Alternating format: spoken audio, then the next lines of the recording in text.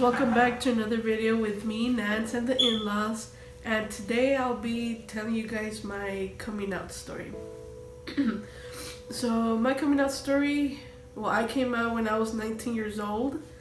I have two sisters and one brother.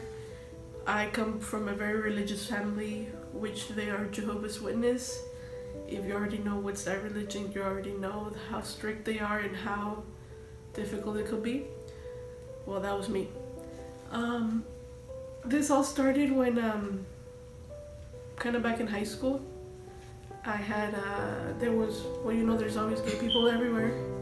And in my high school, I became very, close friends with one of them. But, after high school, I graduated, then I went into UEI for dental school. And right there, that's when I had my first girlfriend. It didn't really last that long because it was only 3 months until my mother found out. And I was scared when she found out because, see, I was the type of person that's very obedient. I never talked back to my parents. I was just if I see my dad working on the car, oh, do you need one? I was just very a good child. So for me to be acting the way I did, which was back in I would come home late, but that's because I wanted to hang out with her. I would be doing my homework late, but that's because when you have your first, you always want to be texting or something. Well, that was me. But so my parents, it was weird, and then I would not really go to church because I would just be exhausted. So my parents, well, when they found out,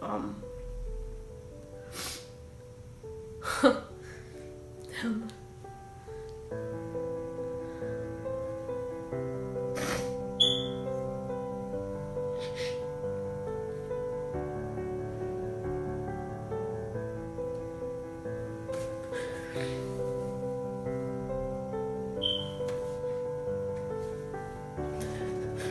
Damn, I thought I could do this. It still hurts to this day. Because when they found out everything was just going bad. I was disowned from the church, which means none of that religion could talk to me. I went to depression.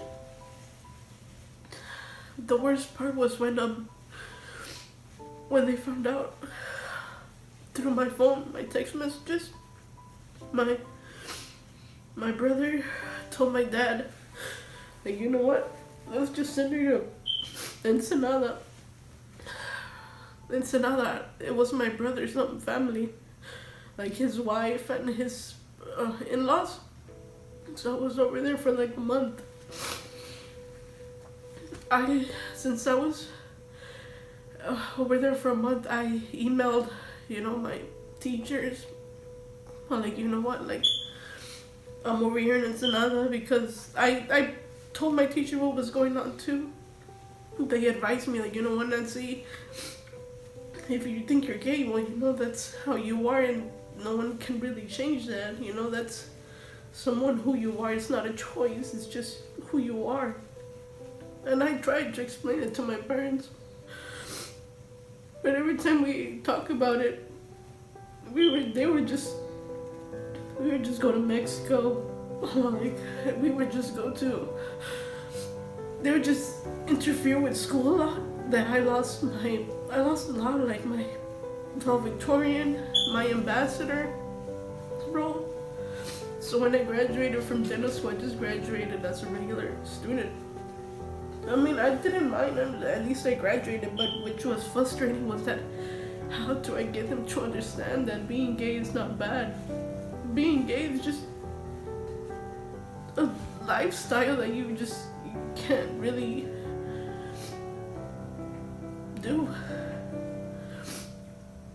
So that day, when they kept taking me to Mexico and all that, and my brother's family knew,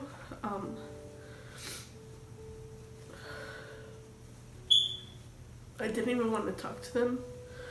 I was started to like just become more like a neutral person, just like without emotions.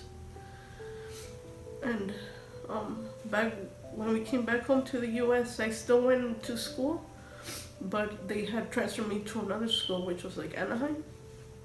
And right there, I started acting out towards them because I was mad.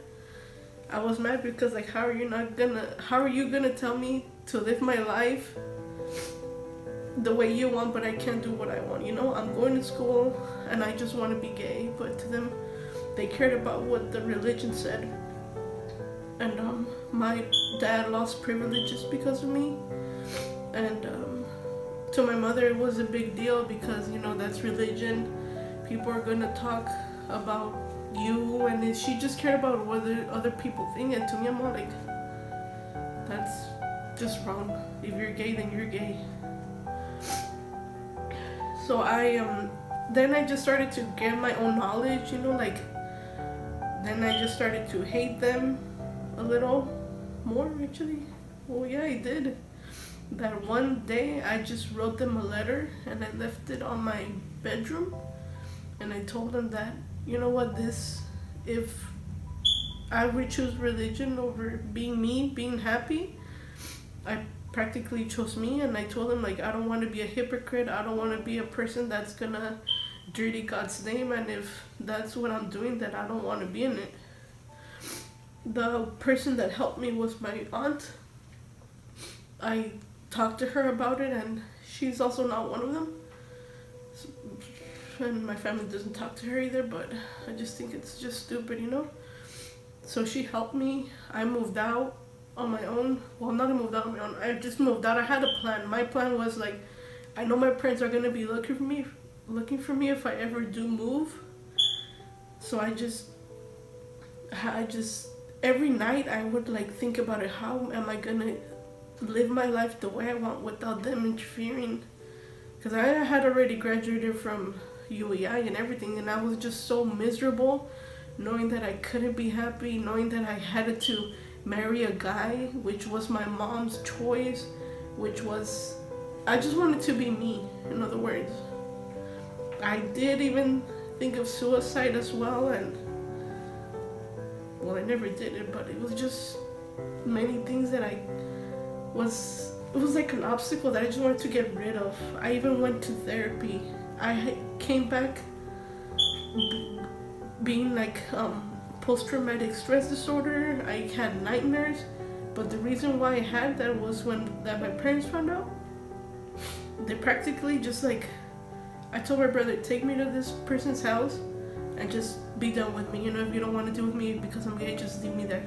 He's like, yeah, okay. So we drove there. Well, we drove, but we didn't drive there. That's when we drove to my brother's family. And I'm like, dude, what are you doing?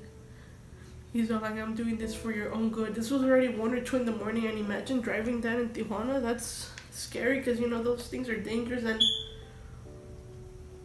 man, I was crying, he was crying, and oh yeah. But so yeah, I wrote that letter to them.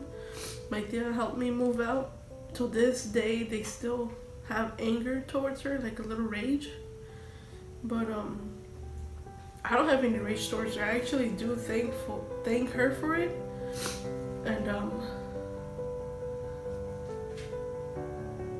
it's just hard to know that till this day they still are not there for me. I had a few incidents throughout. So it's just like this job that I had, that was a scam job. I was practically homeless in the streets of Oakland, San Francisco.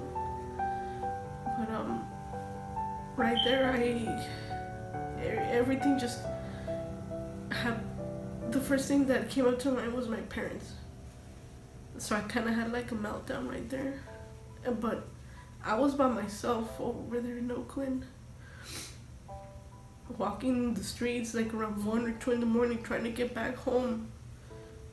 But the other person that don't only help me was my tia. There was also times where I went back home to them after I finished the school and job corps. The only reason why I went back home with them was because well, I missed them. Like, how long can you live without talking to your parents? Like, how long can you be without your parents? I'm not gonna say, yeah, I lied to going there. I just wanted to see them. So I lived with them for like about 6 months or so, I think. Until then, again, we had those same arguments about religion and church, and I'm just like, no. So then I moved out again, and I think I did that for maybe like 3 times until we just had enough of each other. Like, okay, yeah, you're not gonna change, I'm not gonna change. But the last things that I remember were very hurtful, and I still cry about them, that I miss them. But I know in reality, it's just, I'm never gonna have them. If I'm not gonna be straight, I cannot have them. If I was already in the hospital for 3 days, I can't have them. I just do not. I have to learn that they're not gonna be with me if I'm gay. But now, since I don't have them and it's been a long time, I'm not gonna say I don't need them, but it's just like something, like painful thing that just, goes away. But they're still my parents.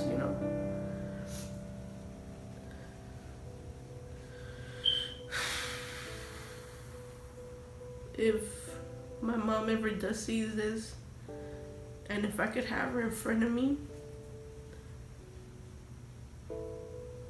I would still tell her that I do love her.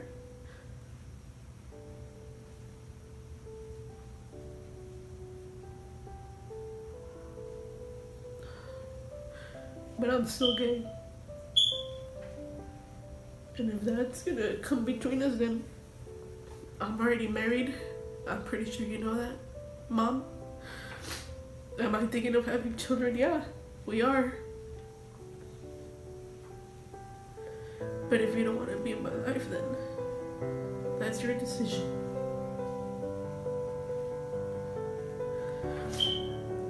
Damn.